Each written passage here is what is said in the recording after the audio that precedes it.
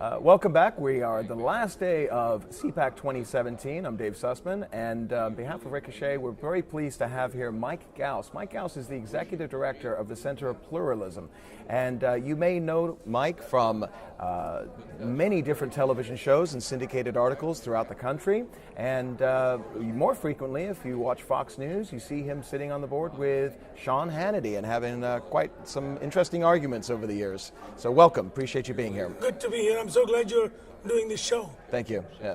So one of the things that's really interesting from our perspective, and certainly from our readers' perspective, is with what is happening right now from a geopolitical perspective with Islam, and in many cases what the fight is against, and that is extreme Islam. And obviously you're coming from a moderated position, and you're trying to obviously spread the word of that moderation. The name of your firm is the Center of Pluralism. Indeed. Okay. Why don't you tell us a little bit about that and what it is that you hope to achieve with it? Well, Center for Pluralism is, let me define pluralism in one sentence. It is respecting the otherness of others. You are who you are, I am who I am. Let's learn to live with each other as we are created by the Creator. That's pluralism. Our mission is very simple. We want to build a cohesive America where no American, whether you're African American, Jewish, Muslim, Hindu, pagan, atheist, does not matter. No American should live in fear of the fellow Americans. How do we do that? We can do through many programs. That is sitting down and having a conversation like this. Once you see a different point of view, all of a sudden the ill will that you may have based on the myths will dissipate. For example, I've been attending this CPAC meeting. I'm writing some extensive notes. It will be out in a few days. What I saw was some of the conservatives, the language they're speaking is no different than liberals. If you look at the bottom line. How so? Everybody, whether you are conservative, liberal, or moderate, we have one common goal. That is, we want to live a life of our own. We don't want anybody to mess with our lives. Number two, we want to have a decent family life, decent health, a good job, retire in peace, and have security for our children and grandchildren. There is not a conservative that would disagree with it. There is not a liberal that would disagree with it. One of the things that's obviously been of major importance and is on front headlines, and especially from a conservative perspective, has been national security. And when we're talking about national security, we're talking about Islamic fundamentalism, not only just in the Middle East, in Europe, but also in the United States. Whether it's lone wolves or whether it's attacks that are prevented. From your understanding, when you're talking about the extremist aspect of the Islamic culture and the religion, what are some of the biggest concerns you see right now? Are you concerned about Sharia law in states that's starting to percolate a little bit? First of all, Sharia is not a problem at all in America. Almost all Muslims believe in our Constitution. The purpose of Sharia law, where there is no other law. For example, in Egypt, that's the only law available to the people. They are not familiar with a secular law. So the purpose of the Sharia law was to bring justice, get hold of the criminals, bring justice to the society. That's the purpose. Since it is man-made, like our Constitution that has gone through 27 amendments, Sharia is man-made, and this is a very clear misunderstanding among Muslims. Somehow they believe this is divine law. It is not divine at all. It is made by, it's created after about 150 years after Prophet Muhammad passed away. When there was a new problem, societal problem, social conflict, Prophet Muhammad solved the problems. But when he was gone, the society could not make decisions. They were concerned, how do we find this? So they decided to look into the Quran, look into Prophet Muhammad's sayings, and create a body of law to find justice for the people who are being oppressed or who are being injustices done to them. So it was a human effort to create. So there are two things here, David.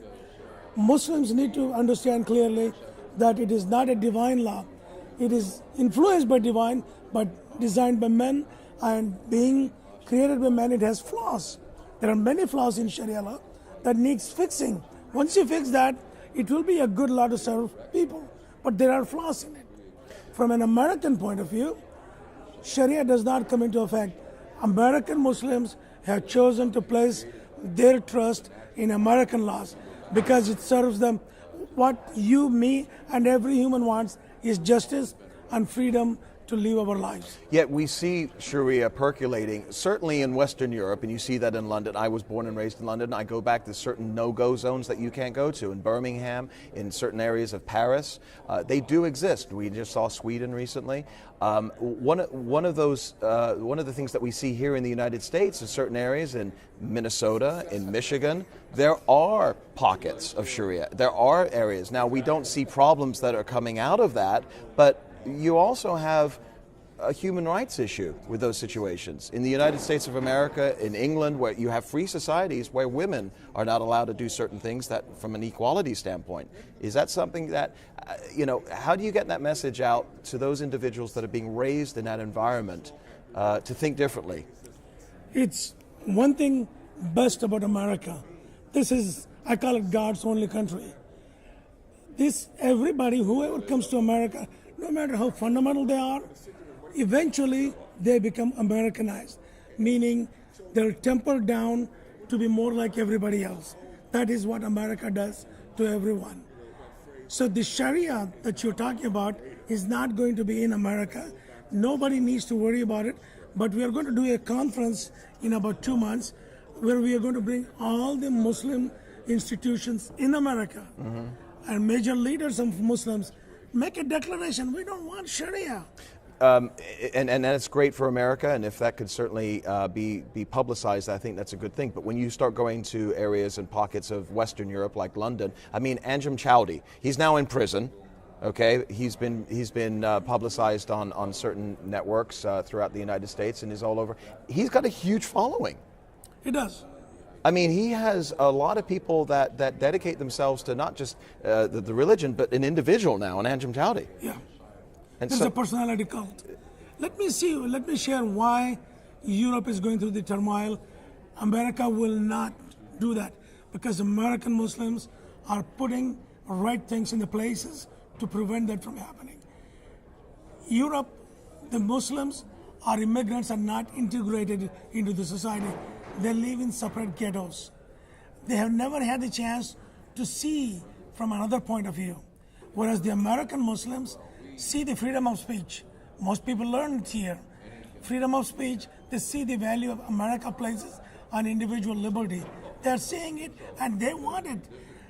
Most Muslims have had that little experience back their homes where some idiot, excuse my language, someone tries to dictate them, hey, you need to pray this way, you need to follow this. They feel so good being in America. Nobody tells them what to do. This is my responsibility to pray between me and my God. Who are you to tell me that? In fact, Islam tells very clearly there is no compulsion in religion. And Muslims have forgotten that. There is zero compulsion. You cannot push anybody to believe against one's will. So the authentic faith, if it was followed, wouldn't be adhering to Sharia, is what you're saying? Absolutely. Sharia came about 150 years after Prophet. So if UK, France, Germany, if they make a sincere effort to integrate people, adapt different families, when they learn your way, and they're more likely to be with you. But if you leave them to live separately, they have no choices. In American Muslims, we're fully integrated with society. I know exactly how you operate. I know what is good for you has got to be good for me. What's good for me has got to be good for you. If not, it is not sustainable. That effort in the United States and in Western Europe is certainly needed, and bringing parties together to sit down and talk, as we're doing right now, is obviously very beneficial. Yet we're seeing still today a massive effort by in many cases, the Muslim community, in many cases, world governing bodies like the UN, to fight against democracies in the Middle East, Israel. And when I say democracies, there's really only one. It is Israel. What we have seen, and for those that are following the geopolitics of Israel, there's a lot of stuff happening right now behind the scenes. Under Benjamin Netanyahu, Prime Minister of Israel, you're starting to see alliances that are built underground in between them and Saudi Arabia. They're taking a look at the threats that are coming out of Iran, the Shiites. Okay, what is the feeling from the Muslim community on Israel and whether or not they are an ally in this fight and the perspective there? Well, first of all, let me give how societies function. If there is justice, all societies function peacefully. If there is a lack of justice, whether it is in a family, community, or countries, it's going to create chaos. Injustice to one is injustice to all, as Martin Luther King had said. With Israel, there is a miscommunication between the Palestinians and Israelis. I have a full blog called Israel-Palestine Dialogue. I have written over 100 articles on that. The Palestinians were never explained the suffering the Jewish people have gone for 3,000 years. When they finally felt home in in Spain, that Ferdinand idiot threw them out. And all of a sudden you're completely uprooted. You're homeless. Then Germany, it was home to them. They were fully integrated in Germany. Then Hitler did it. It's very insecure. And that insecurity needs to be addressed. And creating the land of Israel for them gave them a sense of security that this is my land, I'm here for eternity.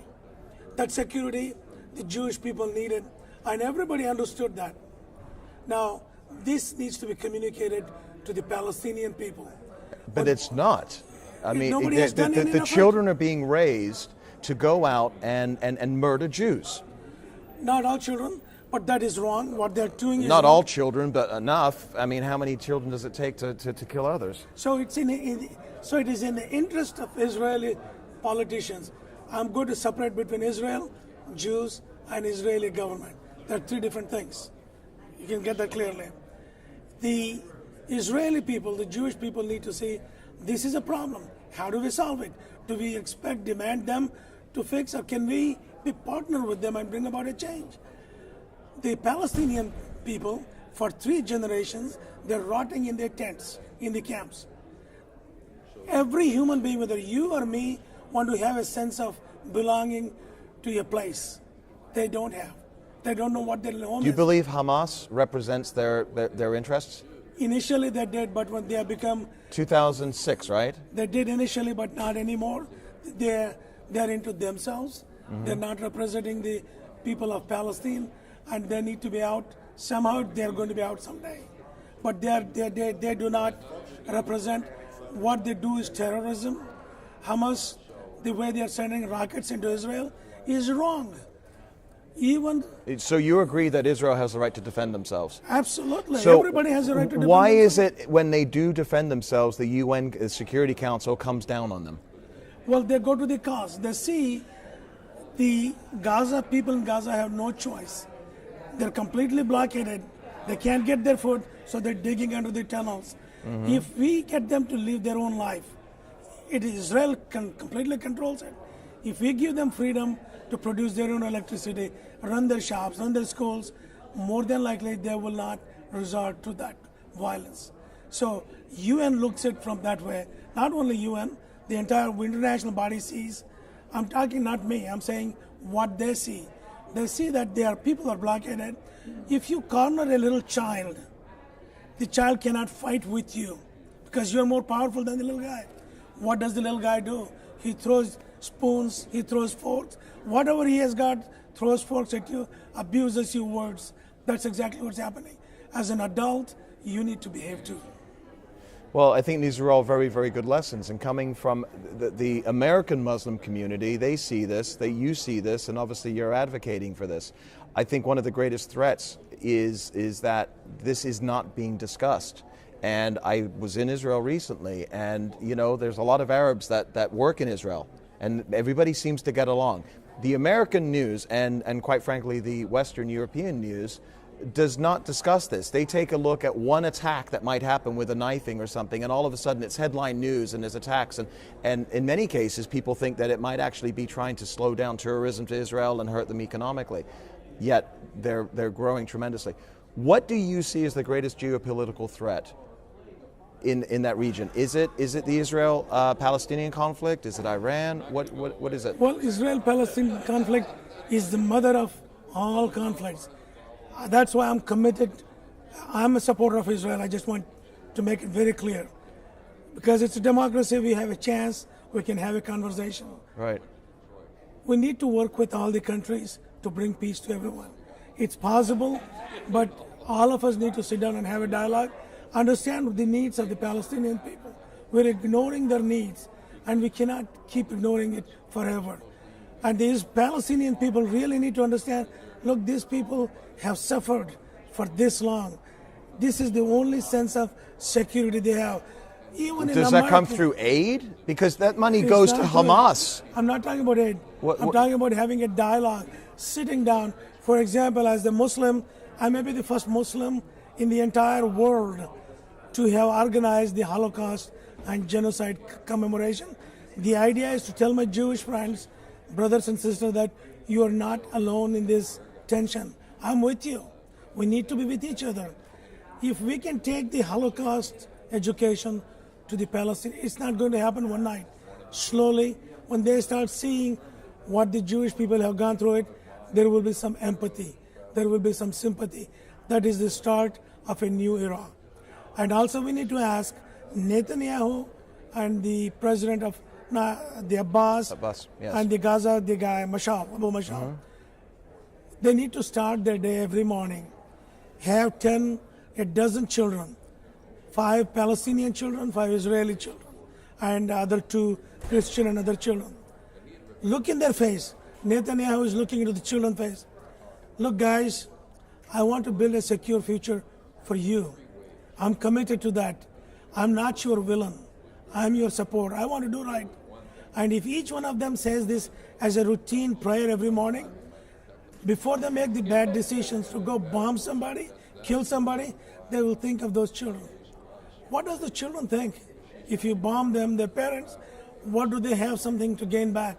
Nothing but hate. I think that's a wonderful idea. I think the challenge remains is that the propaganda and the powers that be are indoctrinating those children to hate. And as long as Jerusalem does not remain under total Muslim control, and that the Jews have been pushed out to the sea, you heard the same, okay? By the way, and that's the propaganda that these children are still getting. 2017. Let me correct this for once for all.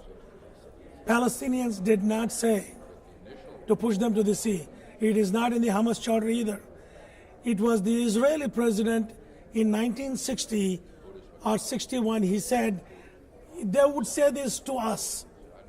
He made the proposition, and that became as if quoted about I think Israel. There's some interpretation there. I had talked on Hannity show. I have challenged everybody. Find me where they said. There is no record of that.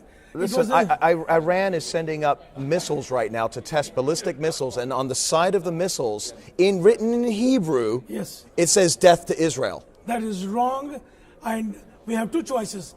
We can condemn Iran and cause them to keep digging their heels, or we can sit down and have a dialogue. Look, we are all have to live in this peace. You can kill some, or we can kill some. Where is the end? As the person with power, powerful nations have the obligation to talk to the powerless. Powerless is always going to act more than their capacity. That's what Iran is doing. We can talk into it. I'll be happy to go talk to the Iranians. Right. They're not bad guys. Look back in 79, before 79, Iran was the best friend of Israel. Yep. Best friend of the United States. How did that change? Well, you need a revolution to counter the revolution. We don't need a revolution. We need to change our own attitudes. Do you believe the Iran deal was a net positive for that to happen? Which one? The Iran deal under President Obama. That's a very positive thing. You believe that? Absolutely. It prevented Iran from developing the nuclear weapons immediately. It gives us the breathing room to figure out what else needs to be done. If we didn't have the breathing room, they would have developed, maybe we would have bombed them, they would have bombed. The struggle would have continued. As Americans, we don't want a war. How do you answer? Correct. Nobody wants a war. And the Iranian people, I've done business with some, are good people. And they enjoy Western goods. They want jeans, and they want the movies and the music. Absolutely. Okay? So we're talking about governments here, geopolitics. But how do you answer those individuals that say that the Iran deal basically gave so many loopholes you could drive Mack trucks through? They're testing ballistic missiles, going against the agreements right now. They chant death to America every time there's a crowd. I mean, and there's really no way. Now, as a powerful nation, do we want them to continue doing the chanting or not? We don't want them to chant that. We don't want these missiles to have written death to Jews, right? Of course not. So what do we need to do? The responsibility falls on us because we have the power. We can dictate, or we can. But you're saying them. peace through strength, and a lot of people will say that the President Obama's Iran deal was capitulation, that it was a really bad deal. I don't think so, but I mean we can differ on that. I agree with that, but to me it prevented Iran from developing nuclear weapons within 3 or 4 years. They're 10 years out. That gives us room to change the equation, build relationships, have diplomatic relationships. Maybe nobody will do any of that.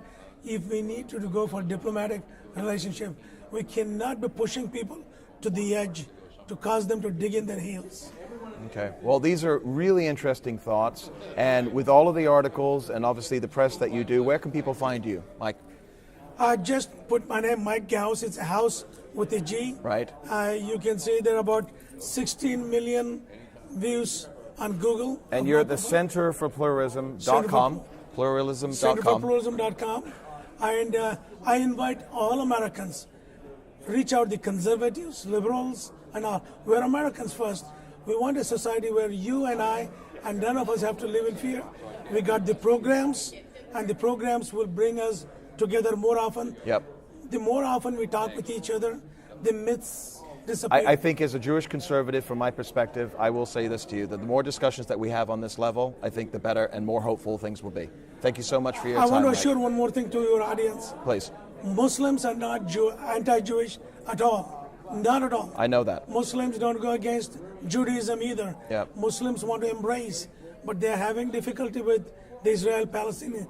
If justice is served to Palestinian, from their point of view, this thing will kind of vanish. And I think it is interest. Israel needs to make friends with, alliances with all, not against Iran, but to include Iran. Then the long-term peace will come. If you create an enemy, we're always going to live in tension. Right. They're going to live in tension. There is an old Chinese saying, if you want to eliminate an enemy, don't kill them or don't fight with them. Make friends with them. Great words. Thank you, Mike Ghouse, for your time. Best of luck with everything. We look forward to seeing you again soon. My pleasure.